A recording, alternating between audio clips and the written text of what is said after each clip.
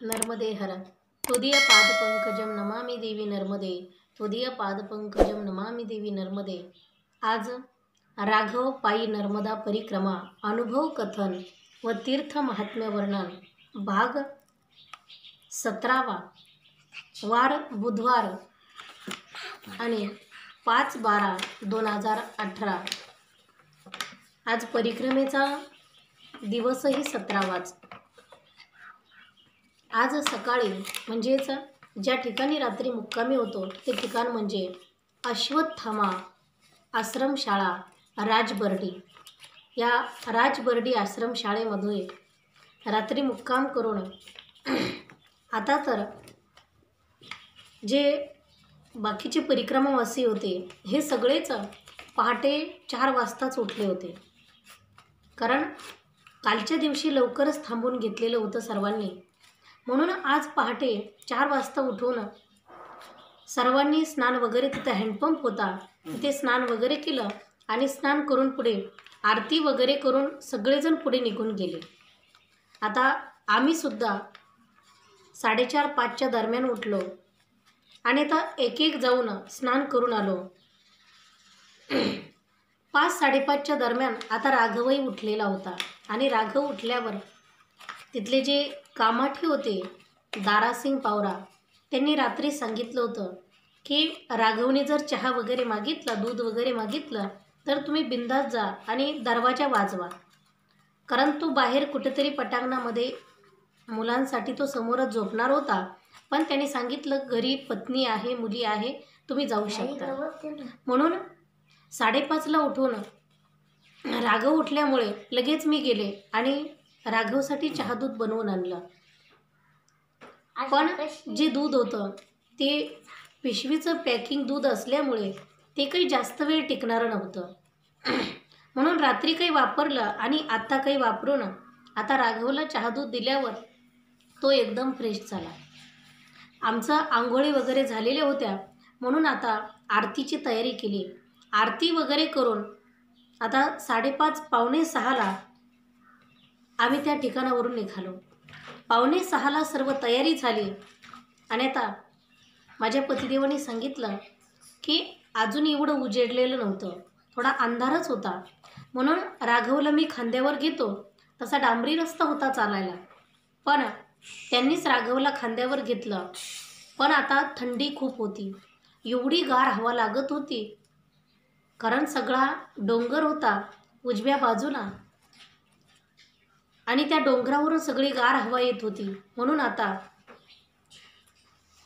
आम्ही त्या आश्रमामधून, त्या आश्रमशाळेमधून त्या दारासिंग पावराकडून त्यांच्याकडून आश्रमशाळेचा शिक्का वगैरे घेतला।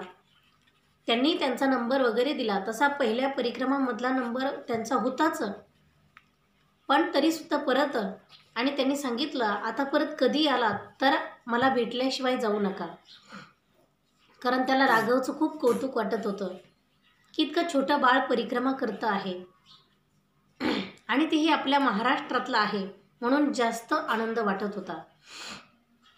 म्हणून तर आता त्यांना नर्मदेहर म्हणून त्या आश्रमशाळेतून लगेच रोड होता, लगेच रोडला लागलो आणि आता अंधारामध्येच रोडनी चालतो आहे, पण थंडी खूप आहे, खूप गार हवा लागती आहे।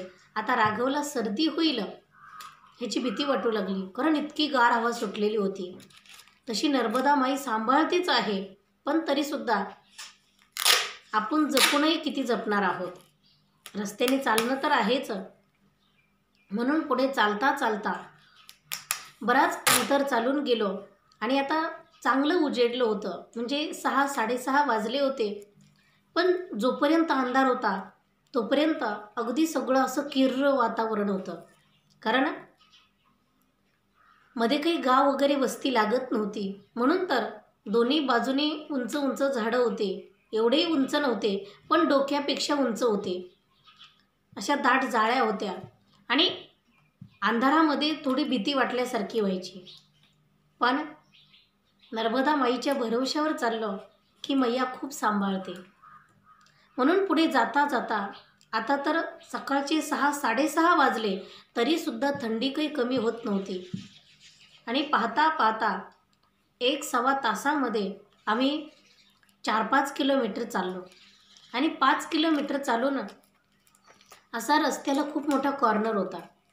आता तर कॉर्नरमध्ये आम्हाला शॉर्टकट मारायची खूप सवय होती, पण त्या ठिकाणी तसा काही रस्ता सापडेना. म्हणून पुढून सरळ रस्त्याने चाललो असता त्या कॉर्नरला एक घर होतं आणि ते घर म्हणजे छोटंसंच होतं, छप्पर होतं आणि तिथे 2 मुली बाहेर शेकोटी बनवून शेकत होत्या. आम्ही तिथून जात असता राघव म्हटला की इथं शेकायचं, कारण त्याला थंडीचं शेकायचं सुद्धा कळत होतं. म्हणून तो म्हटला शेकायचं. म्हणून आम्ही 5 मिनिटं तिथं थांबायचं ठरवलं आणि जेव्हा थांबलो असता त्या ज्या मुली होत्या त्यामधली एक मुलगी अशी होती की ती 12वी होऊन पुढचं काहीतरी शिक्षण घेत होती. तर ती खूप शुद्ध मराठी बोलत होती.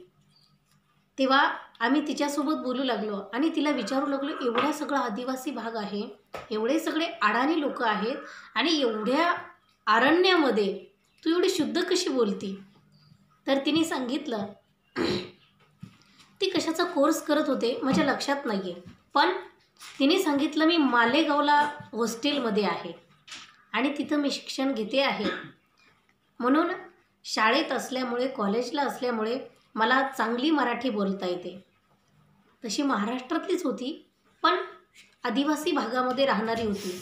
म्हणून आम्हाला सुद्धा तिचं खूप कौतुक वाटलं. मग सांगितलं, तू शिकती आहे, तुझा हे खर्च वगैरे. तिने सांगितलं, माझी आई सगळं करते, कारण माझी आई कष्ट करते, लोकांच्या शेतात काम करते, पण माझं शिक्षण करते. माझी एक छोटी बहीण आहे, एक माझ्यापेक्षा मोठी आहे, पण जी मोठी आहे तिचं लग्न झालं आहे, जी छोटी आहे ती अजून इथंच शिकती आहे आणि तिच्याहीपेक्षा एक छोटा भाऊ आहे 7-8 वर्षाचा. आणि आम्ही विचारलं वडील, ते म्हटले वडील वारल्याला 4-5 वर्ष झाले. माझा भाऊ तेव्हा खूप लहान होता, आम्हीही सुद्धा खूप लहानच होतो. माझ्या आईवर सगळी जबाबदारी पडली. आम्हाला त्यांच्या सगळ्या या परिस्थितीकडे बघून खूप दया येत होती, त्यांची कीव वाटत होती, पण आपण त्यांच्यासाठी काय करू शकतो? कारण पायी परिक्रमेत असल्यामुळे काही अपेक्षा असली, काही देण्याची इच्छाही झाली तरीसुद्धा देऊ शकत नसतो. म्हणून तिच्यासोबत गप्पा मारल्या आणि आता बराच वेळ तिलासुद्धा खूप आनंद वाटला. ती म्हटली, चहा बनवू का? आम्ही म्हटलं नाही, चहा नको. पण तिने खूप आग्रह केला, म्हणून तिथे आमच्याकडे काही साखर होती. मग तिला सांगितलं, ही साखर टाक त्यामध्ये आणि आपल्या सगळ्यांनाच गोड चहा बनव. मग तिने गोड चहा बनवला. आता राघवसाठी दूध नव्हतं, पण ती म्हणे आमच्याकडे बकऱ्या आहेत, थोडंसं बघू का निघतंय का? बघितलं इकडे तिकडे, शेजारी पाजारीसुद्धा विचारलं, पण काही दूध मिळालं नाही. म्हणून आता राघवला सांगितलं, कोरा चहा पिणार का? तो म्हटला नाही. मग आता तिथे काही बॅगमध्ये बिस्किट पुडा होता, राघवला बिस्किट पुडा दिला आणि आता बराच वेळ आमचा तिथं निघून गेला. चांगलं कडक ऊन पडलं आणि मग त्या मुलींना सांगितलं, आता आम्हाला निघायला पाहिजे, कारण आमचा खूप वेळ इथं गेला आहे. म्हणून त्यांनासुद्धा खूप आनंद वाटत होता. त्या ठिकाणावरून निघालो आणि पुढं गेल्यावर खूप कॉर्नर मारून पुढे गेल्यावर पुढे आणखी एक कॉर्नर होता आणि ते जे गाव होतं ते गाव म्हणजे धनाजी होतं. तर त्या गावापासून थोडं साईडला असा कॉर्नर होता. आम्ही जेव्हा आमच्या पहिल्या परिक्रमेमध्ये तिथून चाललो होतो त्या कॉर्नरवरून, तर तिथे आम्ही बघितलं होतं, खूप भयानक प्रसंग होता.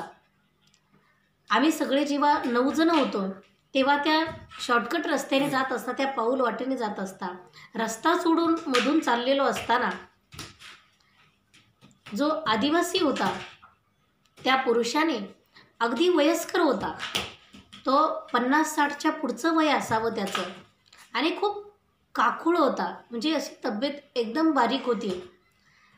पण त्याची पत्नी जी होती, आता तीही वयस्करच होती, त्या पत्नीला त्याने इतकं मारलेलं होतं की अगदी तिच्या डोक्यामधून असं रक्त वाहत होतं आणि तो स्वतः एक बकरू जे होतं ते बकरू तो विस्तवामध्ये भाजत होता. तिने त्याला विरोध केला असावा, काहीतरी असावं म्हणून त्याने तिला खूप मारलेलं होतं आणि ती अशी खडकावर एका कडेला रडत बसलेली होती. डोकं धरून असं सगळा हात तिचा रक्ताने भरलेला होता. पण आपण काही करू शकत नसतो. अशा वेळी आपण शहाणपणा करायचा नसतो. काय असेल त्या बिचाऱ्यांची ती त्यांचं नशीब समजायचं. कारण आपण त्यांच्या अन्यायाला आपण त्या ठिकाणी प्रतिकार करू शकत नाही. कारण आपण आपल्या साधनेमध्ये असतो आणि आपल्याच घरचं आपल्याला सांभाळता येत नाही. आपण लोकांच्या घरी जाऊन किंवा लोकांच्या पंचायती आपल्याला करता येत नसतात. त्याचं एक कारण आहे, ते म्हणजे आदिवासी लोकांना आपण आपलं शहाणपण सांगायला गेलं की त्यांना आवडत नसतं. म्हणून त्यांच्या धोरणाने आपण घ्यायचं असतं आणि अन्याय किंवा आपण काही आपल्या डोळ्याने कधी बघायचं नसतं. शास्त्र सांगतंय की अन्याय कधी डोळ्याने पाहायचा नसतो. कुणावर अन्याय होत असेल, आपल्याला जर आपण प्रतिकार करू शकत नसलो तर आपण तिथून निघून जायचं असतं. कारण भीष्माचार्य असतील, द्रोणाचार्य असतील, कृपाचार्य असतील, कर्ण असेल, जे कोणी असतील, यांनी जेव्हा द्रौपदी विवस्त्र करायचं ठरवलेलं आहे दुर्योधनाने, यांनी तर तसं काही केलेलं नाहीये. पण जो अन्याय होतो आहे तो ह्यांनी डोळ्यांनी बघितलेला आहे. आणि आपण जेव्हा दुसऱ्यांचा अन्याय आपल्या डोळ्यांनी पाहतो तेव्हा आपण त्या पापाचे भागीदार होत असतो. आपल्याला त्याचं फळ भोगावं लागत असतं. म्हणून आपण कधी आपल्याला सहन होत नसेल तर आपण तिथून निघून जायचं असतं. म्हणून तर आम्ही हा प्रसंग बघितला होता, पण आम्ही त्या पुरुषाला विचारू शकत नव्हतो की तुम्ही का मारलं त्या माताजीला म्हणून. आम्ही गुपचूप उलट तिथून निघून गेलो आणि पुढं गेल्यावर खूप मोठा साप आम्हाला भेटला होता. म्हणजे तो 2013-14च्या परिक्रमेमधला प्रसंग होता.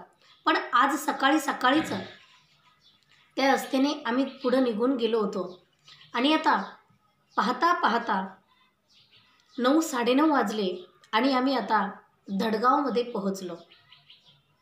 दडगाव म्हणजे राजबर्डीपासून 8-9 किलोमीटर अंतर. अगदी एवढं उत्साहामध्ये तिथे पोहोचलो आणि तिथं गेल्यावर गावाच्या अलीकडेच नदीच्या कडेला एक आश्रम आहे आणि तो आश्रम म्हणजे छोटासा आश्रम आहे आणि तो खूप जुना आश्रम आहे. कारण माझे पतिदेव पहिल्या परिक्रमेमध्ये गेले होते 2011मध्ये. तेव्हासुद्धा तो आश्रम चालू होता आणि तेव्हापासून तो चालूच आहे. त्याचे जे चालक आहे म्हणजे बघणारे मागे पुढे काय, तर त्यांचं नाव आहे फेंदा पावरा. तर जेव्हा आम्ही 2013-14च्या परिक्रमेमध्ये तिथं गेलो होतो तर तिथं आमचा मुक्काम झाला होता. तेव्हा त्या फेंदा पावराने आम्हाला सगळ्यांना आमची खूप काळजी घेतली होती. जेवण वगैरे सगळी झोपण्याची सगळी व्यवस्था आणि पुन्हा सकाळी त्यांचं घर तिथून काही अंतरावर होतं तर त्यांच्या घरीसुद्धा घेऊन गेले होते चहा घेण्यासाठी. आणि ते काहीतरी समाजसेवक जे अण्णा हजारे आहेत तर त्यांचे ते कार्यकर्ते आहेत. म्हणून ते आम्हाला विचारू लागले तुमच्या तिकडं काय चालू आहे, महाराष्ट्रामध्ये कसं चालू आहे. आता आम्हाला तर त्याच्यातलं काही माहिती नाही आहे म्हणून आम्ही सांगितलं आम्हाला त्याच्यातलं काही माहिती नाही. मग त्यांनी सांगितलं मी अण्णा हजारेंकडे येत असतो म्हणे पारनेर तालुक्यामध्ये. मग आम्ही म्हटलं आमचं तर आमच्या गावावरूनच तुम्ही जाता, म्हणजे आमचंही तिथे जवळच आहे, तर आलात कधी तर या, कारण ते महाराष्ट्रामधलेच आहेत. म्हणून त्या दडगावमध्ये आता त्या आश्रमामध्ये आम्ही चहा वगैरे घेतला. तिथे पोहे वगैरे तयार होते तर त्यांनी सांगितलं नाश्तासुद्धा करा. आम्ही जेव्हा तिथं बसलेलो होतो तिथले जे सेवक होते, एक माताजी होती, ते सगळेच खूप आदर करत होते आणि राघवकडे तर खूप कौतुकाने पाहत होते. बराच वेळ झाला, आता राघवला टॉयलेटला जायचं होतं म्हणून मी त्याला बाहेर घेऊन गेले. बऱ्याच अंतरावरती गेल्यावर नदीच्या कडेने मग त्याचं सगळं आवरल्यावर जेव्हा पुन्हा आलो तेव्हा ते फेंदा पावरा जे आहेत त्यांनी सांगितलं की मी पुढे गावामध्ये फोन केलेला आहे ते म्हणजे राजू टेलर म्हणून आहेत. परिक्रमावासियांची चांगली सेवा करतात आणि ते तुमची वाट पाहत आहेत. कारण त्यांना खूप दिवसापूर्वी कळलेलं आहे की एक छोटा मुलगा परिक्रमेमध्ये येतो आहे आणि तो महाराष्ट्रातला आहे. म्हणून राजू टेलर तुमची वाट पाहत आहेत. म्हणून मी तुम्हाला इथं जेवणाला थांबवू शकत नाही. जर इथं थांबवलं तर तो माझ्यावर रागवेल. म्हणून तुम्हाला तिकडे जावंच लागणार आहे. आम्ही सांगितलं काही हरकत नाही. मग आम्ही लगेच तिथून त्या ठिकाणावरून निघालो आणि तिथं गेलो. गावात आता त्या होळी चौकामध्ये गेल्यावरच राजू टेलर आम्हाला घ्यायला आले. पण असं झालं की बॅग पाठीवर घेऊन राघवलाही खांद्यावर घेऊन माझं गळ्यातलं जे होतं मंगळसूत्र त्या दिवशी तुटलं होतं. मग माझ्या पतिदेवांनी सांगितलं, तुम्ही इथं एका कडेला बसा, मी ती ओवून घेतो आथराकडून. म्हणून आम्ही तिथे थांबलो, एका कडेला बसलो दुकानाच्या आणि त्यांनी ते ओवून घेतलं. आता जेव्हा राजू टेलर तिथे, तर त्यांना फोन केल्याबरोबर लगेच घाई आले आणि त्यांनी सांगितलं तुम्ही घरी चालायचं. त्यांना एवढा आनंद झालेला होता. राघवचं खूप कौतुक करायचे, अरे राघव बाळा मी किती दिवसाची वाट पाहतो तुझी. आम्हाला काही कळत नव्हतं आणि ते लगेच त्यांच्या थेट घरी घेऊन गेले. तिथं गेल्यावर आता कपडे वगैरे तिथं वाळत घातले आणि मला असं वाटलं आता त्यांना काहीतरी स्वयंपाकामध्ये आपण मदत करावी. कारण त्यांनी सांगितलं आता तुम्ही इथं जेवण करायचं. म्हणून मला वाटत होतं काही मदत करावी. पण माझा तेव्हा प्रॉब्लेम असल्यामुळे मी बाहेरच्या समोरच्या पडवीमध्येच बसलेले होते. आता तर त्यांनी सांगितलं की जेवणाची सगळी तयारी झालेली आहे. पण हे जे बाकीचे परिक्रमावासी आहेत की जे सगळे आमच्या अगोदर पुढे निघालेले, ते जे परिक्रमावासी आहेत ते गावात मंदिरामध्ये थांबलेले होते आणि राजू टेलर त्यांच्याकडे गेलेले होते. त्यांच्याकडे जाऊन आले आणि तेव्हा त्यांनी सांगितलं जवळजवळ 70 परिक्रमावासी झाले. खूप लोक परिक्रमेमध्ये येतात. पण त्यांचा एक असा, आता हे जे परिक्रमावासी आहेत एवढे सगळे गर्दी कशी झाली असावी, 70 लोक. आता आम्ही तर 4-5 दिवसापासून, चांगलं 5-6 दिवसापासून शुल्पानीतून चालत होतो. पण एवढे तर आम्हाला मागे पुढे कुठे दिसले नाही. कारण मागे असले तरीसुद्धा आम्हाला पुढे पार करून गेलेले जात असतील. पण हे तर आमच्या पुढे कुणी गेलेलं नव्हतं आणि पुढे असतील तर ते आज कसे येतील. आम्ही राजू टेलरला विचारलं की एवढे सगळे 70 लोक कसे असतील. त्यांनी सांगितलं की हे सगळे बाहेरून येणारे लोक आहेत. शुल्पानीच्या झाडीतून यायला घाबरतात आणि मग बाहेरून गाडीने येतात आणि डायरेक्ट इथं दडगावमध्ये येतात. कुणी बाहेरून चालतसुद्धा येत असतात. सगळेच गाडीने येतात असंही मला म्हणायचं नाही आहे.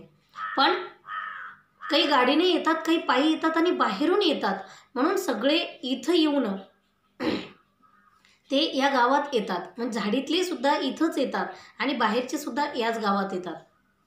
म्हणून तर त्यांनी सांगितलं एवढे सगळे लोक. आता तुम्ही सांगा, या लोकांना जर भाकरी करायची म्हटलं, चपाती करायची म्हटलं तर कोण एवढा स्वयंपाक करणार. आणि किती दुर्मिळ भाग आहे तरीसुद्धा एवढा सेवाभाव त्या लोकांचा आहे. पण काय करणार, एवढे सगळे एकत्र आल्यावर त्यांनासुद्धा प्रश्न निर्माण होतो. जो सेवाभाव जो आहे तो तर असतोच. पण एवढे सगळे लोक एकत्र बघितल्यावर जो अन्नदाता असतो, म्हणजेच कुणी साधू महात्मा असतील किंवा कुणी गृहस्थी असेल, तर त्याला किती प्रश्न निर्माण होतो की एवढे सगळे लोक एकत्र एकदम आले. 10-11च्या दरम्यान हे लोक आले तर ऐन वेळेला यांना काय खाऊ घालावं. भाजी भाकरी तर काही करू शकत नाही. मग त्यांना नाईलाजाने खिचडीच बनवावी लागते. मग आपले लोक म्हणतात की खिचडीच आहे, खिचडीच खावी लागते. का खावी लागते तर ह्याचा विचार आपणही केला पाहिजे. परिक्रमेला जायचं म्हणजे लोकांना एक गंमत वाटायला लागली. जशी आळंदी पंढरपूरची वारी करायची की चला दिंडीमध्ये 100-200 लोक निघाले, चालली दिंडी. पण हे परिक्रमेचा अजिबात नियम नाही आहे. परिक्रमेला दिंडी चालत नाही आहे आणि परिक्रमेला ग्रुप अजिबात चालत नाही आहे. कारण आम्ही कुणाचं ऐकून अजिबात सांगत नाही आहे, तर स्वतः जे अनुभवलेलं आहे आणि ती खूप तळमळीने सांगत असतो की प्रत्येकाला त्या नर्मदा माईचा अनुभव यावा, तिचं प्रेम सगळ्यांना भेटावं, प्रत्येकजण तिच्या प्रेमाचा अधिकारी व्हावा, तिच्या अगदी कुशीत राहावा, ह्याच्यासाठी तळमळीने सांगतो. नाहीतर खूप लोक जातात आणि खूप लोक चर्चाही ग्रुपवरही बघायला भेटते. महिला मंडळांची जास्त चर्चा असते की तू निघाली मी निघू, अमकं करू, इतक्या जणी निघू तितक्या जणी निघू. कशाला जाता तुम्ही परिक्रमेला? परिक्रमेला जायचं असेल मी तर सांगेल की बिनधास्त एकटीने परिक्रमेला निघा, काही अडचण नाही. कारण खूप स्त्रिया अशा आहेत हिम्मतवाट की त्यांना सांगितलं एकट्या जा तर एकट्या जाऊन परिक्रमा करून आलेले आहेत. पण खूप नर्मदा माईचं त्यांनी अनुभव घेतलेले आहेत. काही लोक चमत्कार पाहण्यासाठी जातात की नर्मदा माई चमत्कार करते, कुठेही खायला प्यायला घेऊन येते म्हणून चला परिक्रमेला. आपल्याला एक साधना करायची आहे, खूप मोठी तपश्चर्या करायची आहे आपल्या जीवनामध्ये. म्हणून आपण ग्रुपने चालायचं नाही.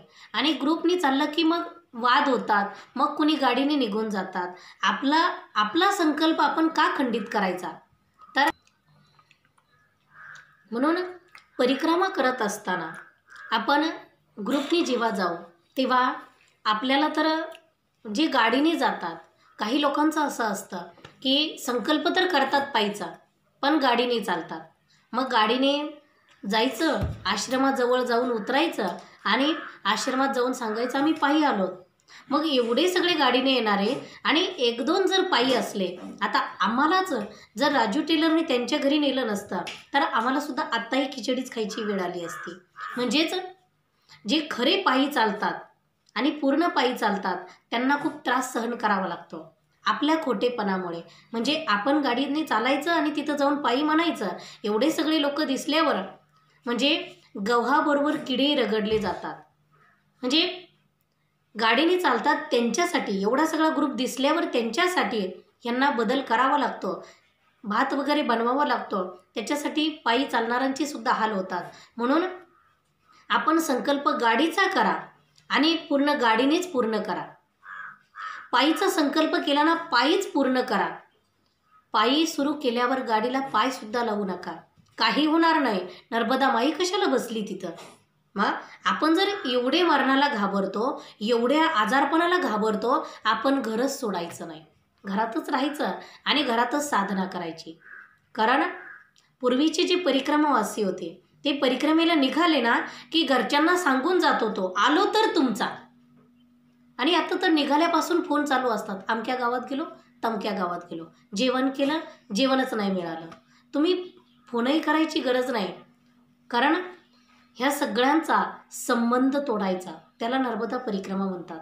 ह्या सगळ्यांचा त्याग करायचा त्याला नर्मदा परिक्रमा म्हणतात. म्हणून आपण ज्यांना परिक्रमेला जायला भेटतंय तो खूप पुण्यवान असतो, खूप भाग्यवान असतो. अरे नर्मदेचं एकदा नाव मुखात येण्यासाठी 7 जन्माचं पुण्य केलेलं त्या दिवशी फळाला आलेलं असतं. म्हणून तिचं एकदा नाव मुखात येतं. तिचं दर्शन होण्यासाठी 30 जन्माचं पुण्य लागतं, तेव्हा दर्शन होत असतं. आणि नर्मदा माईची परिक्रमा करण्यासाठी हजारो जन्माचं पुण्य लागतं. 1000 जन्माचं पुण्य जेव्हा असेल तेव्हा, कारण 1000 जन्म त्याने पाप अजिबात केलेलं नाही, फक्त पुण्यच केलं आहे, तेव्हा त्याला परिक्रमेला जायला मिळतं. आणि आपण तिथं जाऊन खोटेपणा करायचा, तिथं जाऊन खोटं बोलायचं, तिथं जाऊन चुकीचं वागायचं. आपण इकडं तिकडं केलेलं पाप आपल्याला तीर्थात गेलं की ते धुवून जातं. पण तीर्थात केलेलं पाप अक्षय होतं, ते कधीच संपत नाही. त्याच्यासाठी नरकातच राहावं लागतं. मी खूप कठीण बोलले असं वाटत असेल, क्षमा असावी. पण मला असं वाटतं खरं बोलल्यावर, व्यवस्थित सांगितल्यावर. कारण आता लोक खरं बोलत नाही आहे, लोकांना जे आवडतं ते बोलतात. जे शास्त्र आहे, जे आपला धर्म आहे आणि जे खरं आहे ते सांगितलं. कुणाला राग आला तरी काही अडचण नाही, पण खरंच सांगा. जो सांगणारा आहे त्याने खरंच सांगा. लोकांचं मनोरंजन करण्यासाठी आणि लोकांना खुश करण्यासाठी आपण खोटं सांगायचं, गमतीच्या गोष्टी सांगायच्या, जसं जमेल तसं करा म्हणायचं, असं नाही. कारण आजचा प्रसंग बघून 70 लोक परिक्रमेमध्ये, कारण हे सगळे ह्याच्यामधले सगळे गाडीने आलेले नाही, आमच्यासोबत जे पायी चालणारे होते 15-20 लोक तरी असावे मागे पुढे, त्या लोकांना, या 50 लोकांमुळे या लोकांना किती त्रास झाला असावा. त्यांनाही खिचडी भात खायची वेळ आली. सगळे मंदिरामध्ये बसलेले होते. आता तोपर्यंत स्वयंपाक होईपर्यंत माझे पतिदेवसुद्धा गावात गेले आणि त्यांनी सांगितलं, आमचं जे अंथरण्याचं जे कॅरीमॅट होतं ते असं जंगलामध्ये काटे वरखडल्यामुळे ते फाटायचं आणि असं वाटायचं आता परिक्रमा होईपर्यंत टिकतं की नाही, असा प्रश्न निर्माण झाला. म्हणून माझ्या पतिदेवांनी सांगितलं की एक असा गोणीचा कागद मी आणतो आणि त्याचं असा गोल बनवून घेऊ, म्हणजेच त्याच्यामध्ये ते घालता येईल लोडसारखं. म्हणून ते निळं कापड आणलं आणि त्याचं राजू टेलरनी त्याला टीप वगैरे मारून दोन्ही बाजूंनी नाडी वगैरे लावून ते दिलं. आता माझ्या पतिदेवांच्या पाठीवर दिसत असेल आपल्याला व्हिडिओमध्ये कधी, तर ते तेच आहे. पण राजू टेलरने त्याचा एकही रुपया घेतला नाही. ते शिवून दिल्यावर त्यांनी सांगितलं, नाही तुम्ही खूप कठीण साधना करत आहात, कारण परिक्रमा करणं म्हणजे सोपी गोष्ट नाही आहे, म्हणून आम्हालाही थोडंसं पुण्य लाभू द्या, असा त्यांचा भाव होता. म्हणून त्यांनी त्याचा 1 रुपयासुद्धा घेतला नाही. माझे पतिदेव माझं मंगळसूत्र गाठण्यासाठी जिथं गेले होते त्या व्यक्तीने सुद्धा त्याचा एकही रुपया घेतला नाही. सांगितलं, नाही तुम्ही एवढी मोठी साधना करता आहात तर हे नकोय घ्यायला. म्हणून आता माझे पतिदेव घरी आले, घरी म्हणजे राजू टेलरच्या घरी, आणि मग त्यांनी सांगितलं, आता तुम्ही जेवून घ्या, खूप उशीर झाला आहे. 11 11:30 वाजले होते. मस्त त्यांनी त्यांच्या पत्नीने बटाट्याची भाजी, चपाती, वरण भात, लोणचं, अगदी महाराष्ट्रीयन पद्धतीचं, आणि आज खूप दिवसांनी ते जेवण मिळालं होतं. पण आम्ही कधी अपेक्षा करत नव्हतो की नर्मदा माईने हेच दिलं पाहिजे, तेच दिलं पाहिजे. आज जवळजवळ 5-6 दिवस झाले असावे म्हणजे शूलपाणीमध्ये प्रवेश केला आणि लखनगिरी महाराजांच्या आश्रमातून निघालो तेव्हापासून रोज भातच खात होतो. रात्री भात आणि सकाळी भात. आजच्या दिवशी चपाती भेटली, भाजी वरण भात भेटलं. राघवने सुद्धा आता वरण भात खाल्लेला होता आणि आता सगळंच असं आनंद वाटत होता, कारण आता जंगलही पार झालेलं होतं. कारण शूलपाणीचं जंगल चढ उतरण्यासाठीच ते खूप कठीण होतं. म्हणून आता सरळ सरळ डांबरी रस्ता आहे, म्हणून कशाची चिंता वाटत नव्हती. जेवणं वगैरे झाले आणि जे तिकडे मंदिरामधले जे परिक्रमावासी होते त्यांचे जेवणं झालेले होते आणि ते रस्त्याला लागले. आम्ही ते सोबतच अचानकच रस्त्याला लागलो आणि आता सोबत उन्हाच्या कहारामध्ये चालत होतो. अगदी दुपारचे 12-12:30 वाजलेले असावे. ह्या वेळेमध्ये आम्ही आमचे कपडे वगैरे सगळं आवरून आता त्या ठिकाणावरून रोडवरती आलो. ते परिक्रमावासी पाठीमागून आले, सगळे सोबत चालत होतो. ऊन खूप पडलेलं होतं आणि आता राघवला खांदेवर घे, कधी कडेवर घे, असं करत पटपट चालून सावलीला उभं राहा, असं करत करत बरंच अंतर चालून गेलो. आणि पुढं गेल्यावर आता जे गाडीने चालणारे कुणीच आमच्यासोबत नव्हते. आता तर पायी चालणारे फक्त पुन्हा 10-15च परिक्रमावासी होते. बाकीचे कुठं गायब झाले होते माहिती नाही. पण तिथून निघाल्यावर पुढे एक भुजगाव म्हणून लागलं. तर आता जेवणं वगैरे झालेले होते म्हणून त्या गावात काही थांबायची गरज नव्हती. पाणी वगैरे पीत चालत होतो. पुढे सुरवणी म्हणून लागले. तर त्या सुरवणीला सुद्धा आश्रमशाळा आहे, तिथे परिक्रमावासियांना थांबता येते. तर तिथून पुढे गेल्यावर मोजरा लागला आणि त्या मोजरामध्ये सुद्धा आश्रमशाळा आहे. पण त्या मोजरामध्ये आता तिथं थांबून थोडी चर्चा करू लागले की पुढं कोणतं गाव लागेल. महाराजांना बाकीचे विचारू लागले. तर महाराजांनी सांगितलं पुढे अजून गाव आहे, पुढे कुंडल आहे, खुंटामुडी आहे. आज जवळजवळ अंतरावरच ती पुढचे गावं आहेत. तर मग काय करायचं, थांबायचं का? म्हणून तिथं उभं राहून चर्चा चालू असताना तिथं एक आदिवासीच एवढी दारू पिऊन आलेला होता आणि तो येऊन सगळ्या परिक्रमावासियांना शिव्या देऊ लागला. सांगू लागला, इथं कुणी थांबायचं नाही, थांबलात तर बघा, असं तसं, नाहीतर मला पैसे द्या, सगळ्यांनी 10-10 रुपये द्या, असं तो बोलू लागला. तर आता त्याच्याशी कुणी बोलत नव्हतं, म्हणून तो अगदी सगळ्या आमच्या असा घोळक्यांच्या मध्ये घुसायचा आणि बोलायचा. तेवढ्यात माझ्या पतिदेवाने सांगितलं, चला आपण इथून पुढे निघून जाऊ. मग पुढे चालू लागलो. पुढे आता 2-4 किलोमीटर गेलो तर पुढे कुंडल म्हणून गाव लागलं. त्या कुंडल गावाच्या पुढे तिथे एका ठिकाणी एका गुरुजींच्या घरी, त्या गुरुजींचं नाव आहे मोतीराम गुरुजी. त्यांच्या घरी सदाव्रत असतं. आता तिथं गेल्यावर आम्हाला सगळ्यांना असं वाटलं की गुरुजींच्या घरी मुक्काम करू. बाहेर का झोपणं होईना, त्यांचं घर खूप मोठं आहे, पण आपल्याला बाहेर का झोपणं होईना, एवढे सगळे आहेत तर काही अडचण नाही. मग तिथे भात वगैरे शिजवून खाऊ, काही नाही मिळालं तरीसुद्धा पण आता इथेच थांबून घेऊ, कारण आता 5 वाजलेले होते. अर्ध्या तासात तर अंधार होईल, दिवस मावळायला गेलेला होता. म्हणून त्या गुरुजींच्या घरी गेलो. पण तिथं गेल्यावर असा विचित्र प्रकार दिसला की तिथं त्यांचा जो मुलगा आहे, आता गुरुजी तर घरी नव्हते, पण गुरुजींचा मुलगा होता. मुलगा म्हणजे काही लहान नव्हता, तो 40, 42, 45 वर्ष वयाचा असेल तो. पण तो एवढा पिऊन आलेला होता आणि तो सगळ्यांना शिव्या देत होता. आम्ही तिथं गेलो आणि आम्हाला असा प्रश्न, आम्हाला काय माहिती होतं हा पिलेला आहे. तिथं जाऊन माझी पतिदेव आता पुढे गेले, कारण मोतीराम गुरुजींची आणि आमची चांगली ओळख होती. म्हणून तिथं गेलो आणि त्याला विचारलं की गुरुजी कुठे? तर तो पिलेला होता आणि पिलेल्या अवस्थेमध्ये तो सांगू लागला, अरे तुम्हाला माहिती नाही, गुरुजी गेले. माझी पतिदेव म्हटले, कुठं गेले? काही कळलंच नाही, कुठे गेले? ते म्हटलं, अरे अरे वरती गेले, स्वर्गात गेले. आता तर मला खूप वाईट वाटलं, अगदी माझ्या डोळ्यात पाणीच आलं की परिक्रमावासियांची सेवा करणारे आहेत, कशी का होईना तुडकी मुडकी सेवा करत होते. खूप वाईट वाटलं. त्यांना म्हटलं, अहो खूप वाईट झालं आणि आपल्याला माहितीसुद्धा नाही. खूप चांगले होते हो, आता रिटायर झाले होते आणि खूप सेवा करायची आता. पण काही वेळ निघून गेला. मग बाकीचे जे परिक्रमावासी होते त्यांना ते म्हणायचे की तुम्ही इथं थांबा आणि आम्हाला म्हणायचे तुम्ही थांबायचं नाही, निघा. इथं काय आश्रम आहे का? इथं काय धर्मशाळा आहे का? निघा इथून.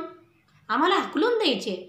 आणि बाकीचे परिक्रमावासी त्यांना म्हणायचे इथं थांबा, इथंच मुक्काम करा, जेवायला बनवू मस्त, असं म्हणायचा. पण आम्हाला कळत नव्हतं हा आमचा का रागराग करतो. त्याच्या बापाला विचारलं ना, म्हणून रागराग करत होता. त्याला बापाचा इतका तिरस्कार होता. ज्या बापाने एवढी इस्टेट कमवून ठेवली, आता नोकरीला होते, ते गुरुजी होते म्हटल्यावर त्यांच्याकडे खूप मोठा बंगला होता, घरं दारं सगळं, शेती बाडी बागायती सगळं काही त्यांनी कमवलेलं होतं. पण ह्याला त्याची किंमत नव्हती. त्यांनी सगळं त्यांचं नाव घेतल्यामुळे तो आमचा रागराग करू लागला. आणि मग त्याची पत्नी बाहेर आली. तिची एवढी हिंमत नव्हती, ती घाबरत होती त्याला, पण ती बाजूने उभे राहिली दरवाजाच्या कडेला. मग मी हळूच तिच्या जवळ गेले. तो तोपर्यंत बाकीच्या परिक्रमावासियांसोबत बोलत होता. तेव्हा तिला विचारलं, ताई कसं काय झालं हो गुरुजींचं? काय झालं होतं? ती म्हटली, हां काही नाही हो, तसं काही नाही आहे, गुरुजींना धडगावला गेलेले आहेत. अरे असं का सांगितलं मग यांनी? काय करणार म्हणे, खूप दारू पितोय, सगळ्यांना वैताग देतोय. गुरुजीसुद्धा खूप वैतागले, जास्त दिवस जगायचे नाही गुरुजी. अहो पण एवढं कसं झालं, अगोदर नव्हतं असं काही.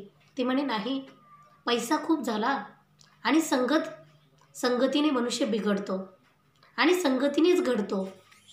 म्हणून तर देव वसे चित्ती त्यांची घडावी संगती.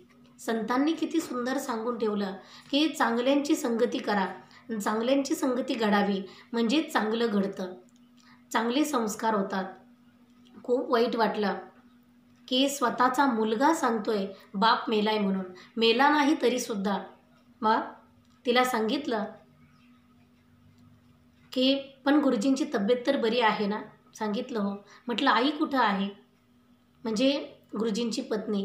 त्यांनी सांगितलं त्याही कुठंतरी बाहेर गावी गेलेले आहेत पाहुण्यांच्या घरी, कारण हा खूप वैताग देतो, मीच कशी तरी राहते, मुलंसुद्धा मी शहरात ठेवलेत. आणि आम्ही दोघंच इथं राहतो, पती पत्नी. मग मी बिचारी सहन करते. आता ह्यांच्याच्याने काही सहन होत नाही कुणाच्याने, म्हणून हे सगळे गेलेत जिकडं तिकडं.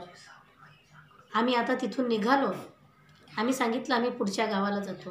तिने सांगितलं काही हरकत नाही, पण तो काही ऐकेना. बाकीच्यांना सगळ्यांना थांबून ठेवू लागला आणि आम्ही तिघं आता निघालो होतो. आमच्यासोबत बाकीचे परिक्रमावासी निघाले, पण तो म्हणायचा नाही नाही बाकीच्यांनी जायचं नाही. आणि त्याला विचारलं ना, बापाचा एवढा तिरस्कार वाटत होता. तर किती अवघड परिस्थिती आहे. आपण कुणासाठी कमवतो? एक पैसा मी म्हणते कमी कमवा. कुणी सांगितलं तुम्हाला संपत्ती कमवून ठेवायला? माझे गुरुवर्य सांगत असतात की ज्याचा मुलगा वाईट आहे त्याने 1 रुपयासुद्धा कमवून ठेवायचा नाही, आणि ज्याचा मुलगा चांगला आहे त्याने सुद्धा 1ही रुपया कमवून ठेवायचा नाही. अरे स्वतः व्यवस्थित खा, चांगले राहा. काय करायचे मुलांसाठी कमवून? कारण आता तुम्ही म्हणाल ही उलटं सुलटं सांगायला लागली. ज्याचा मुलगा वाईट आहे तो तर पैसे कमवलेले वाईट व्यसनातच घालवेल, आणि ज्याचा मुलगा चांगला आहे, मग तो जर चांगला आहे तर मग आपल्याला कमवून ठेवायची काय गरज आहे? तो तर माझे गुरुवर्य सांगतात, जो येतो ना जन्माला तो त्याचं कपाळ सोबत घेऊन येत असतो. आपण काही कमवायची गरज आहे, पण लोकांना खूप हाव असते. ह्याची टोपी त्याच्या डोक्यात, त्याची टोपी त्याच्या डोक्यात, आणि लोकांची मुंडके मोडून बांध करून काय एवढं सगळं कमवायचं? कमवलं तर नीतीने कमवा, कारण हे बाकीचं पचत नसतं. आत्ता जरी आपल्याला ते चांगलं वाटत असलं तरी आपल्या मुलांचे संस्कार बिघडत असतात. म्हणून गुरुजींनी स्वतः कमवण्याच्या नादात, लोकांची मुलं घडवण्याच्या नादात आणि नोकरीच्या नादात, लोकांची मुलं घडवली असतील पण हाव तर पैशाचीच होती ना, संपत्तीचीच होती ना. नोकरीचा पैसा मिळतो आहे म्हणून स्वतःच्या मुलावर लक्ष दिलं नाही, म्हणून स्वतःची मुलं बिघडले. आणि इतकी बिघडले की, आणि आता 2018मध्ये 5/12/2018ला त्या ठिकाणी होतं.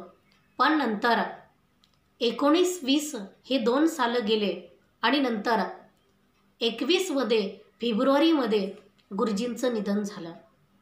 कारण 2 वर्षानंतर मरावंच लागलं. मरण कुणाला चुकत नाही, पण इतका वाईट मृत्यू येऊ नये, तो म्हणजे मुलाच्या त्रासाने हा मृत्यू आलेला आहे. कारण आपण किती कमवलंय, आपण काय केलंय, आणि हे कुणासाठी केलं होतं? यांच्यासाठीच केलं ना. तेच आपल्याला केलेली भाकर खाऊ देत नाहीये, सुखाने रात्री झोप येऊ देत नाही, कधी येऊन डोक्यात दगड घालील सांगता येत नाही. दे पैसे, नाहीतर तुझ्या डोक्यात दगड घालतो. म्हणून एवढी संपत्ती कमवू नका, आणि एवढंही लेकरांकडे दुर्लक्ष करू नका कमवायच्या नादामध्ये, की जे कमवलेलं आहे ते आपल्यालाच खाता येणार नाही. असंही काही करू नका. म्हणून ज्या गोष्टी आहेत, कारण जीवनामध्ये सगळ्याच गोष्टी खूप काळजीपूर्वक कराव्या लागत असतात. म्हणून तर आता आम्ही सगळेच त्या ठिकाणावरून निघालो, आणि तिथून पुढे कुंडलकडे जाऊ असलेल्या खुंटामोडीकडे जाऊ लागलो. पण जात असता माझ्या पतिदेवांनी आता गुरुजींना फोन केला आणि विचारलं, गुरुजी कुठं आहे? त्यांनी सांगितलं, मी दडगावला आलेलो आहे. मग माझे पतिदेवांनी त्यांना काहीच सांगितलं नाही. पण आता आम्ही पुढे निघून गेलो.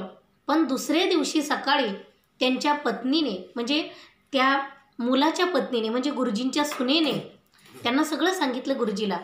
गुरुजी घरी आल्यावर, आणि गुरुजींनी आता माझ्या पतिदेवांना फोन केला आणि सांगितलं, महाराज खूप वाईट झालं हो, मी खूप कमवलं पण, आणि नर्मदा माईची सुद्धा सेवा केली, पण काय माझं कोणत्या जन्मातलं पाप असेल माहिती नाही, मुलाने तुम्हाला मी मेलो म्हणून सांगितलं.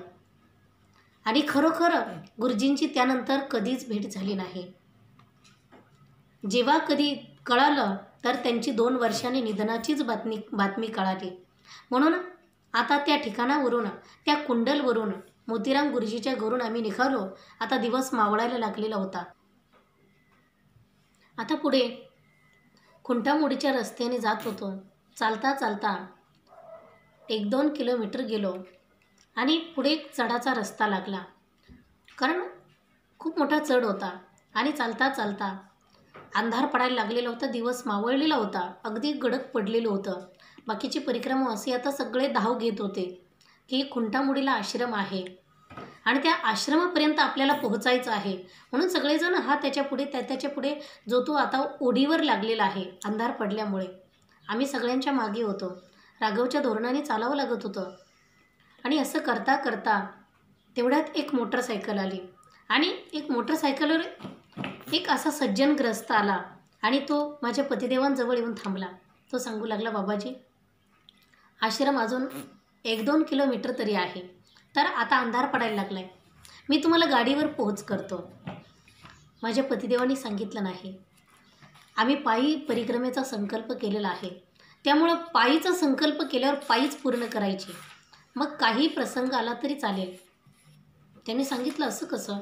अहो, छोटंसं बाळ आहे, असं हट्ट करू नका. माझ्या पतिदेवांनी सांगितलं नाही, हा हट्ट नाही आहे, हा संकल्प आहे ना, मग नर्मदा माई तो पूर्ण करणार आहे. कारण मनाचे संकल्प पावविल सिद्धी, जरी राही बुद्धी त्याचे पायी. आपण तिच्या पायावर बुद्धी ठेवू ना, संकल्प केलेला आहे, म्हणून तो संकल्प तिला पूर्ण करावा लागणार आहे. ही आपल्या हट्टाची गोष्ट नाही आहे. म्हणून ती संकल्प पूर्ण करत असते, आपल्या मनात आलेला संकल्प. मग हा तर प्रत्यक्ष केलेला संकल्प आहे. म्हणून माझ्या पतिदेवांनी सांगितलं की आम्हाला हट्ट करू नका, आम्हाला आग्रह करू नका की तुम्हाला गाडीवर न्यायचं म्हणून. आम्हाला अंधार पडला तरी चालेल, पण आम्ही पायीच जाणार. म्हणून आता तर ती व्यक्ती गाडीवरून खाली उतरली आणि आम्हा सगळ्यांचं दर्शन घेऊ लागले. अरे, तुम्ही किती पुण्यवान आहात, तुम्ही किती भाग्यवान आहात. हो, काय आहे हे सगळं? तुम्ही अगदी गाडीवर चला म्हणतोय तरीसुद्धा येत नाही, लोक गाड्यांना हात करून जात आहेत. मग सांगितलं, काही हरकत नाही, नर्मदा माईची जशी इच्छा असेल. मग त्याने दर्शन घेतलं आणि तो मनुष्य तिथून निघून गेला. आता पुढे आम्ही चालतच होतो.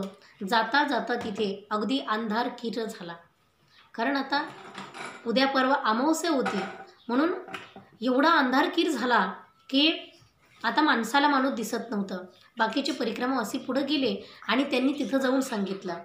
कारण खुंटामुडीच्या अलीकडंच एक आश्रम होता. तो आश्रम म्हणजे मा नर्मदा सेवा आश्रम खुंटामुडी. आणि तो आश्रम म्हणजे भुसावळचं ट्रस्ट होतं.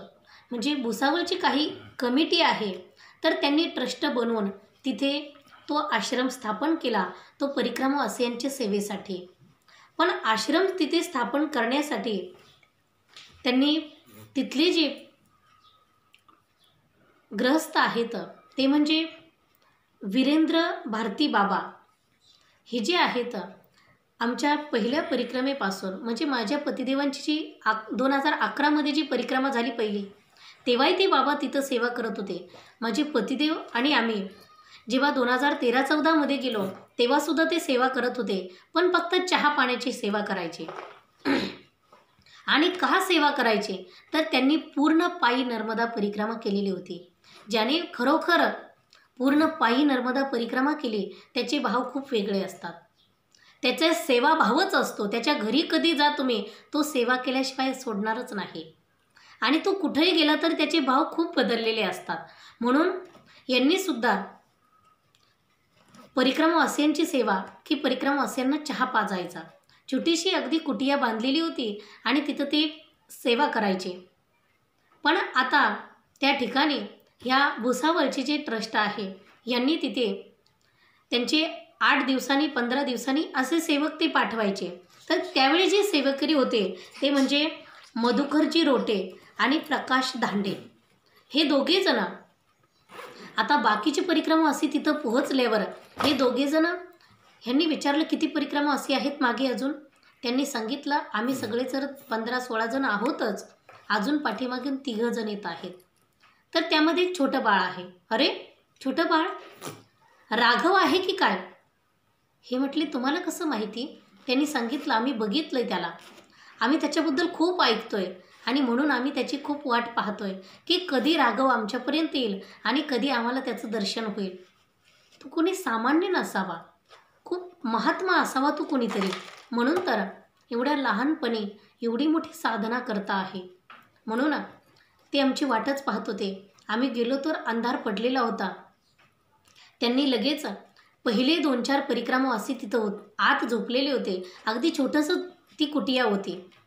आणि त्या ट्रस्टने तेव्हा त्या वीरेंद्र भारती बाबांनी त्यांना त्या आश्रमासाठी काही भूमी दान केलेली होती. मला असं वाटतं 4-5 गुंठे ती जागा असावी. ती भूमी दान केलेली. तिथं मोठं बांधकाम चालू होतं. अगदी भिंती पूर्ण झालेल्या होत्या. वरून आता फक्त कौल टाकायचा होता. म्हणून तोपर्यंत तर इकडंच राहावं लागेल. म्हणून बाकीचे परिक्रमावासी सगळे बाहेर आसन लावलं पटांगणामध्ये.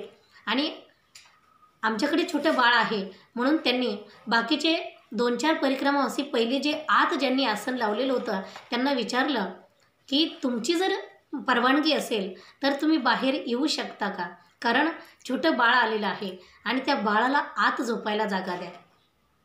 तसं तर परिक्रमावासीने जे एकदा जर आसन लावलं तर ते आसन कुणी हलवू शकत नाही.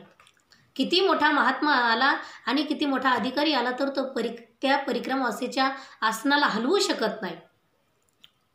पण राघव आल्याबरोबर बाकीचे जे आत 4 जण परिक्रमावासी होते त्यांनी सांगितलं बाळाला आणि त्याच्या आईवडिलांना इथं झोपू द्या, आम्ही बाहेर झोपतो. आम्हाला तर खूप वाईट वाटलं की बाळासाठी आणि राघवसाठी एवढे मोठे परिक्रमावासी, एवढी मोठी साधना करणारे, कारण आम्हाला त्याचे नियम सगळे माहिती आहेत. आम्ही त्यांचं आसन आम्ही हलवू शकत नव्हतो. तिकडं सरकासुद्धा म्हणू शकत नाही. आणि ह्या लोकांनी खरोखर राघवसाठी स्वतःचं आसन त्यांनी उचललं आणि बाहेर येऊन झोपले आणि आम्हाला आत झोपायला जागा दिली. आता ते 2-4 जण बाहेर झोपले आणि आम्ही आता आतमध्ये, कारण छोटीशी जागा होती, 2-4 माणसं झोपतील एवढी जागा होती, म्हणून आमच्या तिघांचं आसन आम्ही आत लावलं. आणि आता कारण परिक्रमावासीसुद्धा खूप सहकार्य करायचे. ज्या गावात जाऊ तिथले लोकंसुद्धा सहकार्य करायचे. आणि आश्रमामध्ये गेल्यावर तर सहकार्य. पण या ठिकाणी आता ते सेवेकऱ्यांना त्यांचा राघवकडे पाहण्याचा भाव खूपच वेगळा होता. कारण त्यांना एवढं कौतुक वाटायचं. त्या ठिकाणी रेंज नव्हती, तर एका दगडावर उभं राहिलं की रेंज यायची. म्हणून ते दगडावर उभं राहून त्या सेवेकऱ्यांनी घरी पुन्हा तो जे ट्रस्ट कमिटी आहे त्यांना सगळ्यांना फोन केला आणि सांगितलं अरे छोटंसं बाळ आलं आहे 2.25 वर्षाचं. अरे त्या भागामध्ये म्हणजे भुसावळ, जळगाव, मला असं वाटतं त्या भागात काठीला काडी म्हणत असावी. अरे त्याची छोटी काडी आहे, छोटा कमंडल आहे. अरे तो खूपच वेगळा आहे. तो अगदी त्याच्या मस्तीमध्येच असतो. काही वेगळाच आहे तो राघव. आम्ही बघितलं आहे. आम्हाला खूप कौतुक वाटतं आहे आणि आम्ही खूप पुण्य केलं असावं म्हणून आम्हाला त्याचं दर्शन झालं आहे असं त्यांना खूप विशेष वाटत होतं. म्हणून आम्ही त्यांना विचारलं इथं दूध मिळेल का राघवला. आता त्याचे बाबा होते वीरेंद्र भारती, त्यांच्या घरीसुद्धा दूध नव्हतं. आणि जे आता शेजारी पाजारी त्यांनी सांगितलं आम्हाला एवढं काही माहिती नाही आहे. म्हणून आता राघव तर दूध मागतच होता. करावं काय काही कळत नव्हतं. अंधार पडलेला होता खूप. लाईट वगैरे तिथं काही नव्हती. अगदी चिमणीचा असाच दिव्याचा उजेड होता. तेवढ्यामध्ये जे काही शुल्पानी पार होईपर्यंत आम्हाला तुमच्यासोबत येऊ द्या असे म्हणणारे जे परिक्रमावासी होते ते आज आमच्यासोबतच होते सगळे. तर त्यामधले जे रामनाथ आहेर म्हणून, कारण त्यांचंही आडनाव आहेरच होतं, मुखेड, तालुका येवला, इथले ते बाबाजी होते. आणि त्यांनी लगेच घाईघाई की राघवची अशी आरडाओरड चालू आहे तेवढ्यात त्यांनी घाईघाई त्यांचा कमंडल घेतला आणि गेले. शेजारी खूप लांब अशी वस्ती होती, तर तिथे जाऊन त्यांना म्हणू लागले की थोडं दूध मिळेल का. अहो आमच्यासोबत एक छोटं बाळ आहे आणि त्या बाळाला दूध पाहिजे होतं. आता ते लोक अगोदर नाही म्हटले, पण यांनी सांगितलं मी पैसे देईन पण दूध द्या बाळाला, काही करा पण दूध द्या. मग तिथल्या बाबांनी आता शेळीचं दूध काढलं आणि त्यांच्याकडे दिलं. मग यांनी पैसे देऊन ती दूध आणलं आणि सांगितलं द्या बघू हे राघवला पहिलं. राघवसाठी दूध घेऊन आले. कारण हे सगळेच लोक खूप सहकार्य करायचे. कारण जो साधना करतो आहे त्याला तर कौतुक वाटतंच आहे, त्याला त्याचा अनुभव आहेच. पण जो काहीच करत नाही त्यालासुद्धा राघवकडे बघून त्याचेसुद्धा भाव बदलायचे. आम्हालासुद्धा काही कळत नव्हतं. एवढ्या दिवस एवढ्या बाकीच्या परिक्रमामध्ये आम्हाला खूप त्रास व्हायचा. पण लोकांना म्हणावं लागायचं आम्हाला राहू द्या मुक्कामाला, पण आता राघवच्या परिक्रमेमध्ये तर लोकच राघवला बघून म्हणायचे थांबा आज इथंच, थांबा आज इथंच. म्हणून आज या ठिकाणी त्या वीरेंद्र भारती बाबांनी सुद्धा, कारण दानाची भूमिका सांगायचं म्हटलं तर माणसाने आपल्या हातात आहे तोपर्यंतच दान केलं पाहिजे. एकदा हातातून गेलं तर आपण काही करू शकत नाही. त्यांनासुद्धा मुलं सुना पत्नी सगळं काही आहे, पण आपल्या हातात आहे ना तोपर्यंत आपण दान करायचं. म्हणून त्यांनी भूमिदान केले आणि आश्रमासाठी केले, म्हणून खूप पुण्यवान ते सुद्धा आहेत. आणि हे सेवेकरीसुद्धा 8-4 दिवस सेवेसाठी आले तरीसुद्धा आम्ही त्यांना विचारलं की आमच्याकडून काही सेवा हवी असेल तर आम्हीसुद्धा सहकार्य करू शकतो नर्मदा माईच्या इच्छेने. त्यांनी सांगितलं बाकीच्या सहकारी कोणत्याच सहकार्याची गरज नाही, फक्त तुम्ही 8 दिवस इथं सेवा करायला या आणि सेवाही करू नका, फक्त इथं राहा आमच्यासोबत, आम्हाला खूप आनंद वाटेल. पण त्या ठिकाणी आता माझी पतिदेव, कारण बाजूने त्या वीरेंद्र भारती बाबांच्या घराच्या पाठीमागच्या बाजूला हँडपंप होता, तिथं गेले. बाकीचे परिक्रमावासी तर सगळे हातपाय धुवून आले, आपापले कमंडल भरून आणले आणि माझे पतिदेव गेले स्नान वगैरे करून आले. आणि जे नागेश्वरजी महाराज होते त्यांच्याजवळ जी देवपूजा होती आता ती आरती वगैरे केली आणि त्या ठिकाणी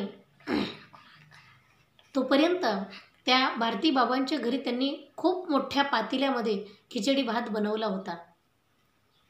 कारण एवढे सगळे परिक्रमावासी दिसल्यावर हाच प्रकार घडणार आहे, म्हणून खूप मोठा भात बनवलेला होता. आणि आम्हीसुद्धा आता त्या वीरेंद्र भारती बाबांच्याच दारामध्ये खूप मोठी जागा होती, पटांगण होतं. आणि मग त्याच ठिकाणी सगळ्यांना जेवायला पंक्ती बसल्या, त्यांची मुलं सुना सगळ्या वाढत होत्या. आमच्याकडे खूप कौतुकाने बघायचे, अरे यांनी किती त्याग केला आहे, संसार सोडून दिला आहे आणि काही कमवण्याच्या भानगडीत पडण्यापेक्षा अगदी साधना करायला निघालेले आहेत. म्हणून त्या ठिकाणी जेवणं वगैरे झाले आणि हे सगळेच लोक आता ते घरचेसुद्धा ते सांगायचे की आमच्याकडे दूध नाही आहे, नाहीतर राघवसाठी दूध दिलं असतं, पण दुसरं काही रोटी वगैरे मागितलं तर त्याच्यापुरती देऊ शकतो. पण आता त्यांनी चहा दूध पिलेला होता, त्यामुळे आत्ता तर काही गरज नव्हती. म्हणून सगळ्यांची जेवणं वगैरे झाली. आता सगळेच आमच्यासोबत खूप प्रेमाने बोलायचे, बराच वेळ सगळे गप्पा मारत होते, सगळे आमचंच कौतुक करायचे. आम्हाला त्याचं काही विशेष वाटत नव्हतं, कारण आमचं ध्येय एक होतं की आम्हाला परिक्रमा पूर्ण करायची आणि ती आमच्या गुरुवर्यांसाठी पूर्ण करायची आणि ती नर्मदामाई पूर्ण करणार आहे. किती त्रास सहन करतो आहोत आणि किती काय त्रास होतो आहे हे फक्त आम्हालाच माहिती आहे. म्हणून आम्ही कोणाला सांगूही शकत नव्हतो आणि सांगायचं सुद्धा नव्हतं. म्हणून जो बिलगावच्या सरकारी दवाखान्यामधून जो मलम दिलेला होता, आता जेवणं वगैरे झाल्यावर तो मलम आम्ही दोघांनी पायाला लावला. आणि त्या ठिकाणी ते जे सेवेकरी होते त्यांनी सांगितलं काही सेवा असेल तर सांगा. आम्ही सांगितलं तशी काही सेवा करायची, आता भरपूर सेवा तुम्ही करता आहात, तर आता काही नाही. म्हणून तिथे आतमध्ये जाऊन आम्ही तिघंही आता आमच्या आसनावरती, आता बाकीचे तर सगळे बाहेरच होते, सगळ्यांना नर्मदेहर म्हणून आलेलो होतो, हे सेवेकरीसुद्धा आज आमच्यासाठी ते सुद्धा बाहेरच झोपलेले होते. आम्ही तिघेच आत झोपलेलो होतो आणि आता आम्हीसुद्धा सगळे एकमेकांना नर्मदेहर म्हणून, कारण आज राघवसुद्धा दुपारी थोडा राजू टेलरच्या घरी झोपला होता, त्यामुळे आता तो लवकर झोपत नव्हता. म्हणून बराच वेळ त्याच्यासोबत गप्पा मारण्यात, त्याला नादी लावण्यात गेला. रडायचा नाही, पण सारखं गप्पा मारायचा, हे पाहिजे ते पाहिजे, हे खेळायचं ते खेळायचं. मग खूप वेळ गेला, 9-9:30 वाजून गेले आणि नंतर राघव झोपला. तो झोपल्यानंतर मग आम्हीसुद्धा एकमेकांना नर्मदेहर म्हणून या खुंटामुडीच्या मा नर्मदा सेवा आश्रम भुसावळ ट्रस्ट या आश्रमामध्ये वीरेंद्र भारती या बाबांच्या या जागेमध्ये असलेला हा आश्रम, या ठिकाणी आमचा आजचा मुक्काम झाला, आजचा विश्राम झाला. म्हणून आता आज इथेच थांबते. नर्मदेहर.